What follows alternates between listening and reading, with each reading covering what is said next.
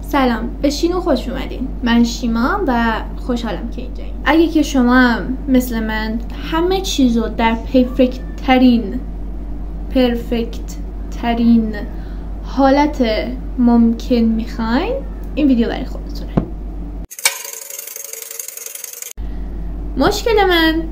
مشکل خیلی از شما ممکنه باشه که با وجود فضای سوشال مدیا قطعاً هست.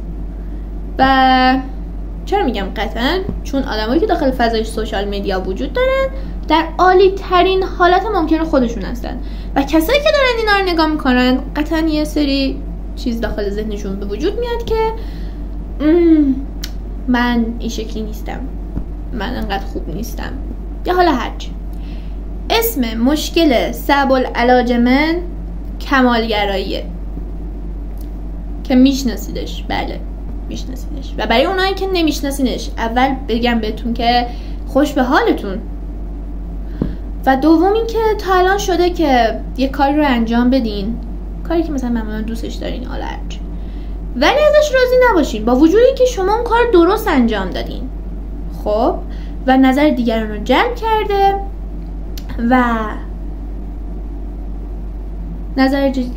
و دیگران ازش تعریف میکنن، اما خودتون از اون راضی نباشین. اگه آره، متاسفانه باید بگم که شما دچار کمالگرایی هستید دوست من. مثلا خود من اولین ویدیو یوتیوبمو که میخواستم بگیرم 3 بار گرفتم، 4 بار پر کردم. نه باید اینو گفتم. It's okay. Alright. حتی یه سری ویدیوهای دیگه هم که از نظر خودم خیلی خوب بودن و یه گوشه از مغزم بهشون باور داشتم که واقعا خوبن، قیدشون رو زدم چون که از نظرم بدون نقص و عیب نبودن. پس بنابراین یه جایی تو ذهنم اینجور بود که بیخیال، بابا ارزشش نداره که بخوای بذاری. اما به این نتیجه رسیدم که مهم این نیست که تو یه چیزی رو بی نقص انجام بدی، مهم واقعی بودن اون چیزه، نه بی نقص بودنش. چوسی شدم. چند تا ایده دارم که دارم انجامشون میدم و تا الانم بد نبوده، چون با ظاهری که الان جلوتون نشستم قبلا اگه با لانچیکو هم میزدیم محال بود بشینم. پس ایده اول، هدف تو اندازه دهنت بردار.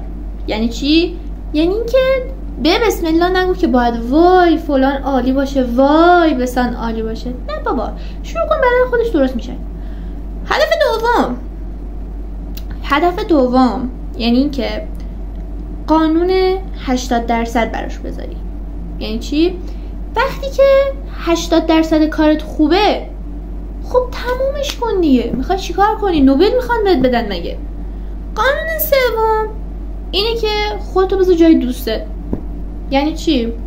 اینی که مثلا اگه دوستت یه کاری رو مثلا با مثلا یه کوچولویی، خیلی هم نه ها، یه کوچولویی نقص داشته باشه تو کارش، اگه تو ببینی نقص رو میری بهش میگی که فلانی اینقدر تو کارت نقص وجود داره یا بده، قطعا نمیگی دیگه. پس با خودت هم این کار نکن زحمت.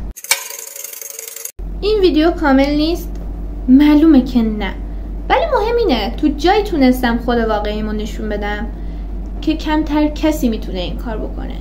پس اگه شما هم کمالگرایین بهم داخل کامنت ها بگین که دقیقاً کجا دچار مشکل شدین و کجاها گیر میکردین بر اثر این موضوع.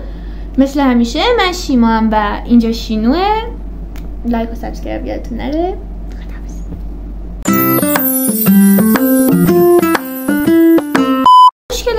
مشکل خیلی از شما ممکنه باشه، مخصوصا الان که یادم ره وای هیچ چیزی توش نیست، هیچی توش وجود نداره و عملا کامله دیگه ولش کن که بره دیگه، تمومش کن. مگه میخوان نوبل بهت بدن؟ خدا کی داره به کی میگه؟ یه جوری انگار دیگ به دیگ میگه روسیا.